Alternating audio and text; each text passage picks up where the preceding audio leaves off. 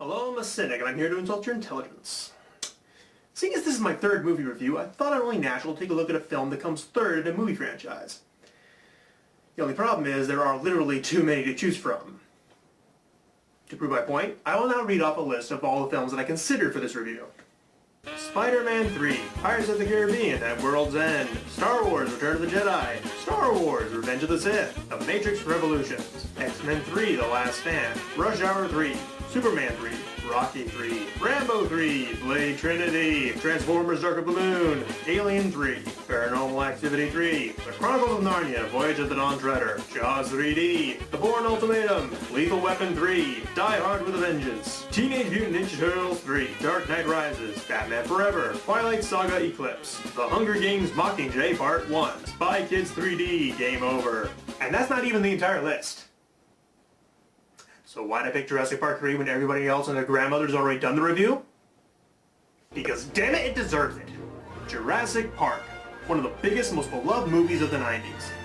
People to this day still praise it as one of their favorite films of all time. And who can blame them? It was the first time we'd seen dinosaurs since, like, 5 years earlier. And this time they seemed real. The way they looked, moved, reacted, it was like real animals. And it wasn't just a great movie because dinosaurs, it also came from the human element. The reactions of the characters were genuine and were probably how you would react in a similar situation. It's easy to relate to the characters on the screen. The dinosaurs were secondary to the emotions of the people who saw them. A movie like this is only good if you care about the people in it. But if history has taught us one thing, it's that boy bands are a bad idea. If it has taught us two things, the second thing would be that Hollywood will milk a cash cow until it is dry. And then they'll revive it in 5 years even though nobody asked for it. Sheesh, remind you of another movie series? So let's dig up this old fossil and find out how this movie was sent the way of the dinosaurs. I'm not going to apologize.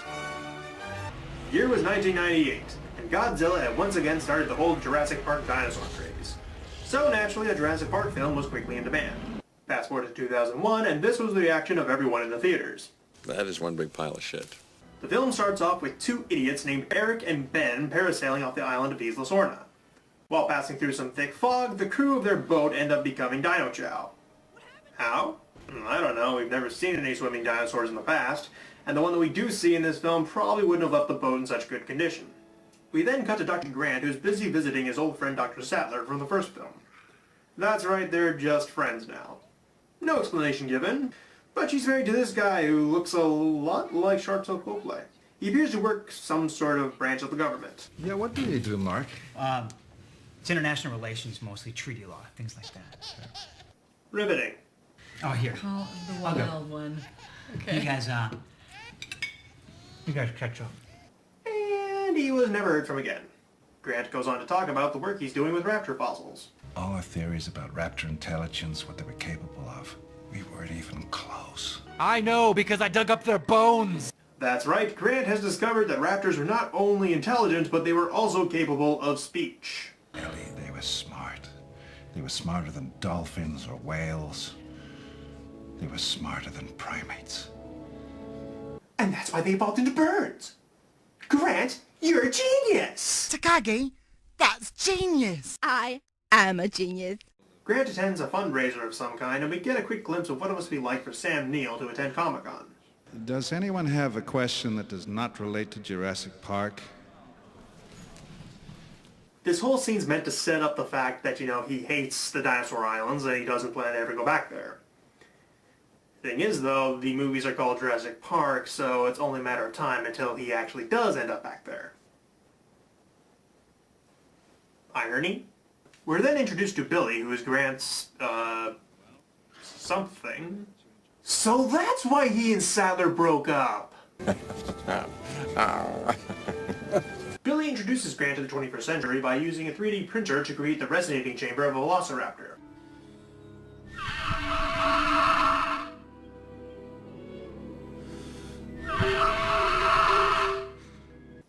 The velociraptor didn't sound anything like that. Hey! Your 3D printer's shit! Dr. Grant? Paul Kirby. Kirby Enterprises. Kirby, that's a name you should know. Kirby, he's the star of the show. He's more than you think, he's got maximum pink. Kirby, Mr. Kirby and his wife treat Grant and Billy to dinner that day, and it turns out that the Kirbys want to fly over Isla Sorna for their anniversary or something. And of course Grant is a little hesitant at first. Until... I could write all kinds of numbers on this check, Dr. Grant. And so we're finally off to the island. You know, I know it's only been 15 minutes through this movie, but since nothing of significance has happened, it feels so much longer. A funny fact though, it turns out that both Jurassic Park and Lost World took exactly this long for people to decide they were going to end up going to the island anyway. Alan, I want to thank you for bringing me along. Billy, why are you even here? And now for the scene that launched 1,000 angry movie reviews. Alan! Alan! Wake up. I'm almost there.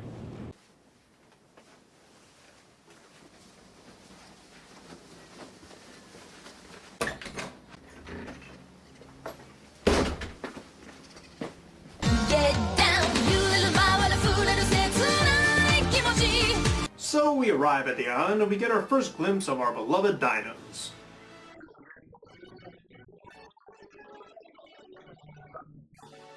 One of the pilots mentions something about landing the plane, and naturally Grant freaks out. You mean set it down? You can't land here. What are you talking about? Hold on. You cannot land.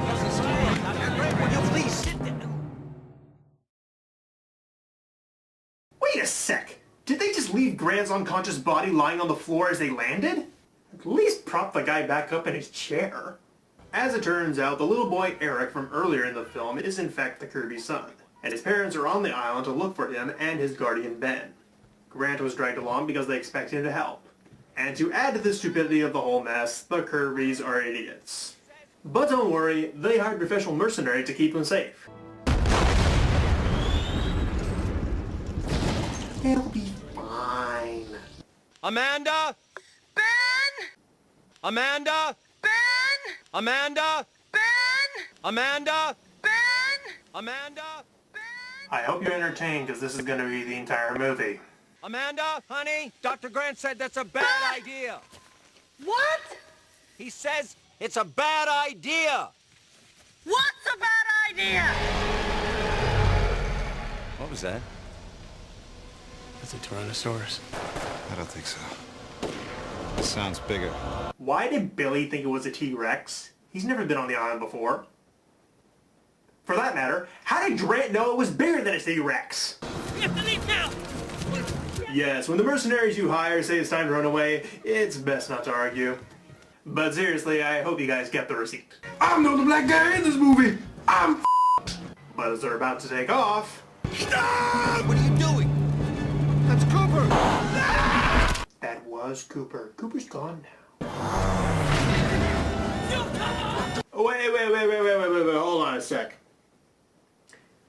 You expect me to believe that that gun that Cooper used to blow up that airplane didn't even graze the dino, and yet somehow they were able to draw blood with the propellers?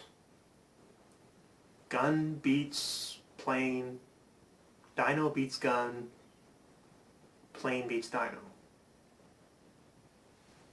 The plane crashes, and before you can say the word snuffleupagus, the dino is back. And this time he goes for the dark meat. We get our first look at the dino, and okay, hold on, I'm gonna pause it right there. Okay, what's this abomination, and where's the T-Rex? Run away! Run away! They make a run for it and think they've lost the Spino. Until... It's okay, it's dead. Okay, ladies, now things are gonna get interesting. The star of the movie has arrived.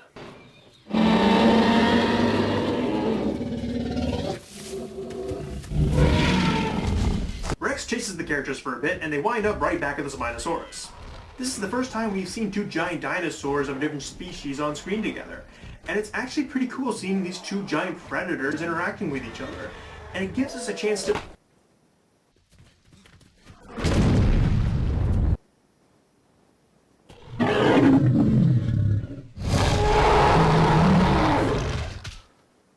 Okay, I'm gonna pause for a moment here. Before the movie was made, it was discovered that the Spinosaurus was actually larger than the T-Rex. So they expect us to accept him as the new poster boy based on that fact alone. Movie? It doesn't work like that. The T-Rex was the star of the original movie. He's the one we looked forward to and the one who made the biggest impression. We're not going to accept this abomination over the one we already know and love. Back with our main characters. I have never been on this island. Sure you have. You wrote that book. No, you see, that was Ian Malcolm. He's the one who's been on this island before, and he wrote that book. I suppose the Kirbys could have kidnapped him instead, but there is one major problem with that. Jeff Goldblum was never even considered for this movie. And it turns out the Kirbys aren't even as wealthy as they led Grant to believe. Here we are in the worst place in the world. We're not even being paid. So if Kirby's not as wealthy as he says he is, then how is he able to hire the mercenaries? Did they not wait to see if the check would go through? You're not really a mercenary, are you? I never said I was. That's true. What are you? Oh, I'm like a booking agent. One of the guys got sick and couldn't come. Huh? Thanks to divine intervention or something, they happen upon Eric and Ben's parachute. Eric! This is Kirby. Amanda!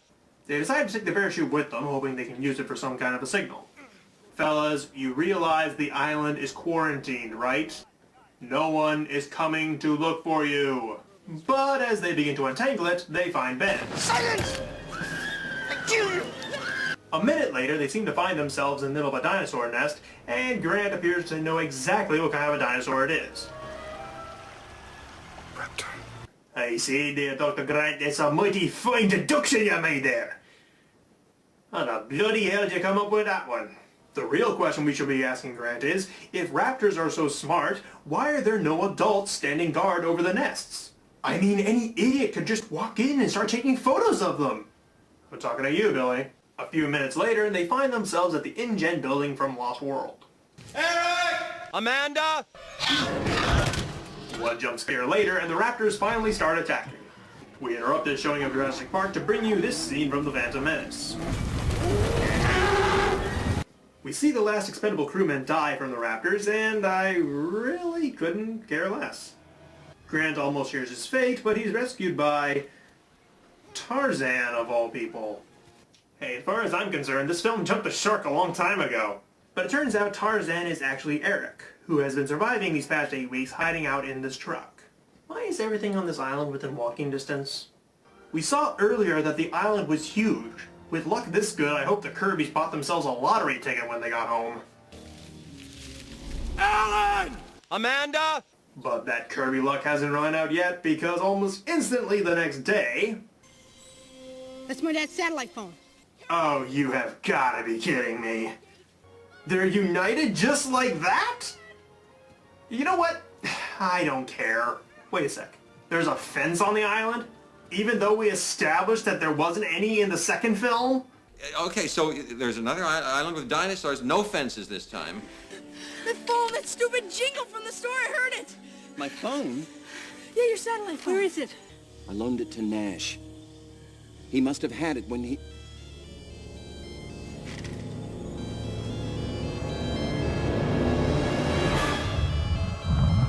Oh, you have gotta be kidding me. Okay, first off, how is it they're able to hear the phone from inside the dinosaur's stomach?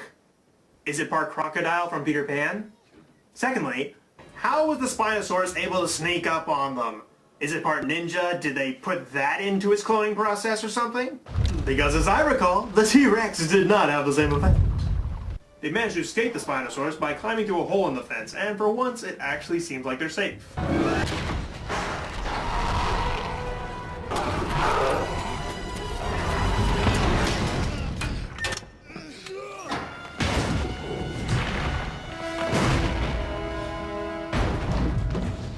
So it's strong enough to break through a fence, but not strong enough to break through a gate. It's the sound waves and anti-tank guns all over again. It's like the writers had absolutely no idea what this thing's superpowers were. 1 minute it's strong enough to break through structures, the other second it's not. I mean, the 1 second it's strong enough to take down the T-Rex, the next it's, stupid enough to let them get away. I mean, ugh. Lazy writing.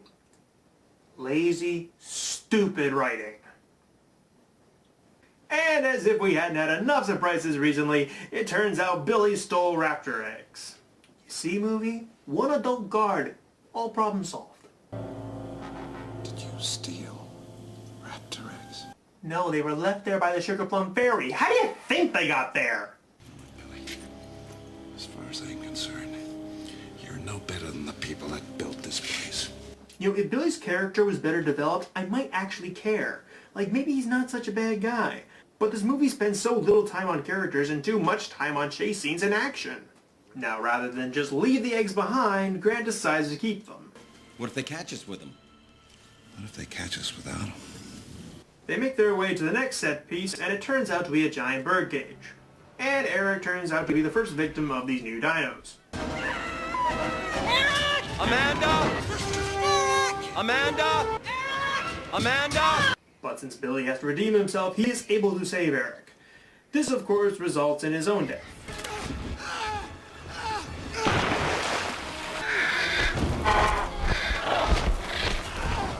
Oh well, no use crying over spilled milk.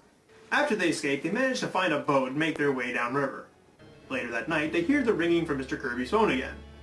Only this time it's coming from... Aw, f*** you, movie. So it turns out they have just enough juice left in the phone for one call. And with this call, Grant decides to call Dr. Sattler. We then have to endure Grant trying to explain to her son, Charlie, to bring the phone to her.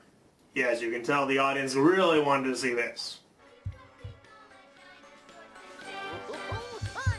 Hold on, you're telling me they have the nerve, sir, to show a superior dinosaur in this Jurassic Park movie?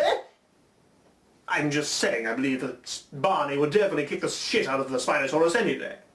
Twice on Saturday. But before Charlie is able to get the phone to Mommy, their big friend arrives. It's like the Spinosaurus is only satisfied when he's eating a human being. That realistic behavior we spoke about the first film? Gone. Replaced by slasher movie schlock. I mean, the T-Rex body should have lasted him for at least a few days. Ladies and gentlemen, we interrupt the showing of Jurassic Park 3 to bring you footage from the movie Jaws. You've got juice for maybe one call. I'm gonna make a phone call. Are you taking the phone to Mom?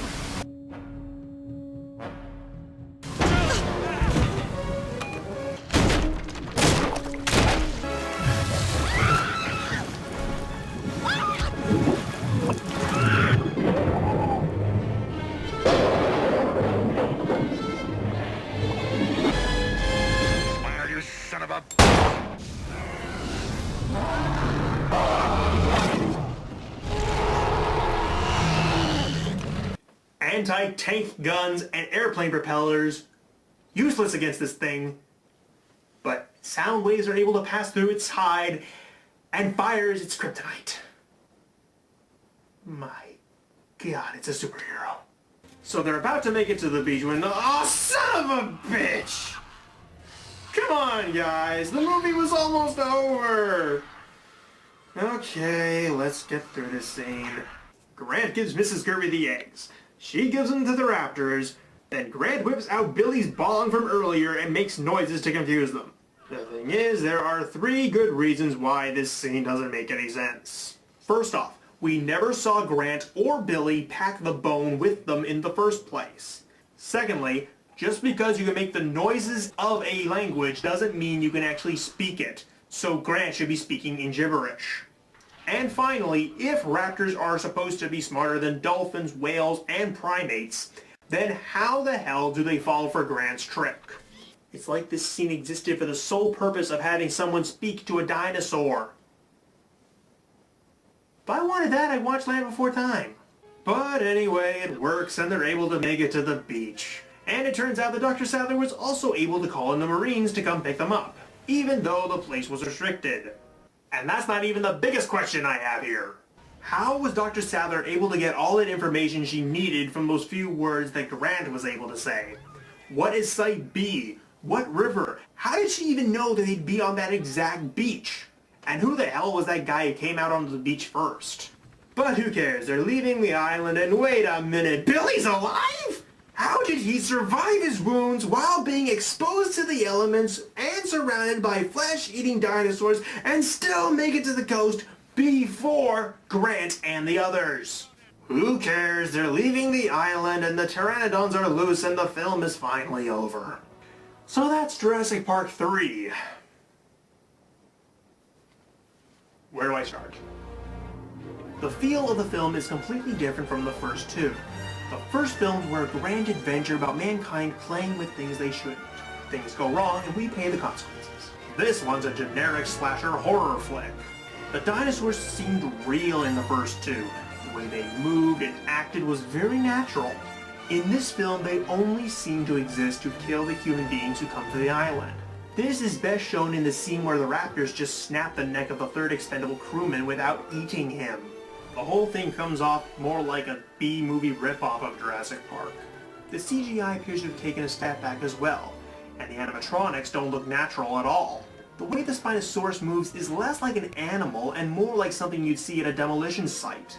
I could make a comment about how poorly written it was, but they started filming before they even had a script ready. And given the fact that one of the earliest drafts was a group of teenagers stuck on the island, I guess we're blessed that the film wasn't any worse. Is this the worst film of all time? No, there are plenty of other films that are far worse. Oh my god!